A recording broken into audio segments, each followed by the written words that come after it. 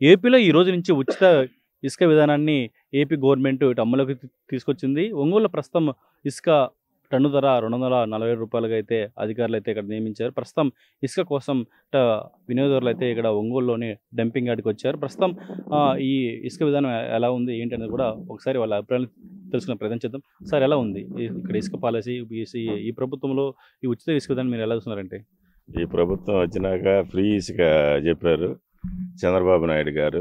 చాలా బాగుంది, ఇది చాలా బాగుంది.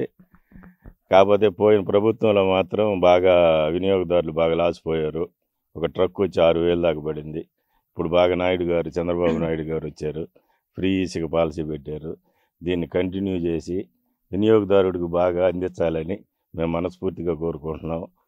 ఈ విధానాన్ని బాగా ఇంప్లిమెంట్ చేసి ఫ్రీ ఇసుక ఇవ్వాలి, వినియోగదారుడు బాగా ఉండాలి.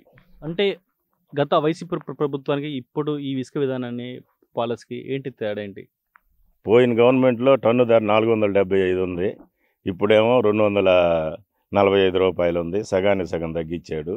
ఈ పాలసీ ఇంకొంచెం ఏదన్నా అవకాశం ఉంటే మెరుగ్గా ఫ్రీ చేసి ఇంకొంచెం తగ్గించి వినియోగదారుడికి బాగా ఇవ్వాలని మేము కోరుకుంటున్నాం. అన్న, మీరు చెప్పండి, గత ప్రభుత్వంలో మీరు ఎటువంటి ఇబ్బంది పడ్డారు ఇసుక విధానం ఇసుక లేకుండా? ఇప్పుడు ఇసుక ఫ్రీగా వస్తుంది, దీన్ని ఎలా చూస్తారండి?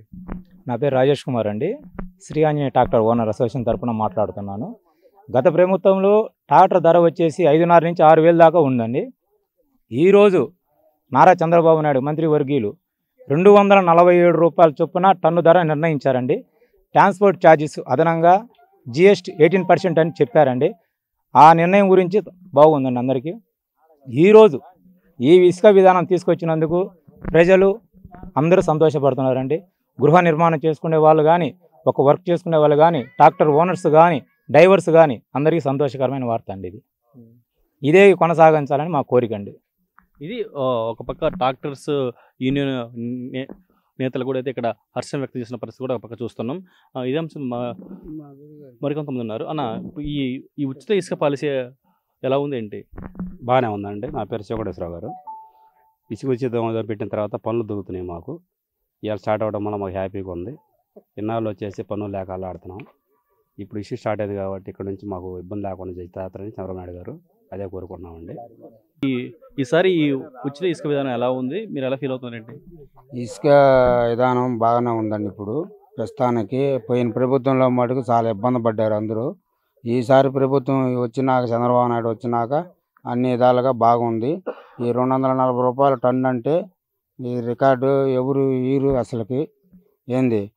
ఇది వరకు ప్రభుత్వంలో 6,000 పడేది. ట్రాక్టర్ ఎత్తుకుని పడేయాలంటే ఇల్లు కట్టుకునే వాళ్ళు చాలా ఇబ్బంది పడేవాళ్ళు. ఇప్పుడు మటుకు ట్రాక్టర్ పోతే మటుకు 3,000 లోపే పడిద్ది నాకు తెలిసి. ఏంది సగానం తగ్గిపోయింది.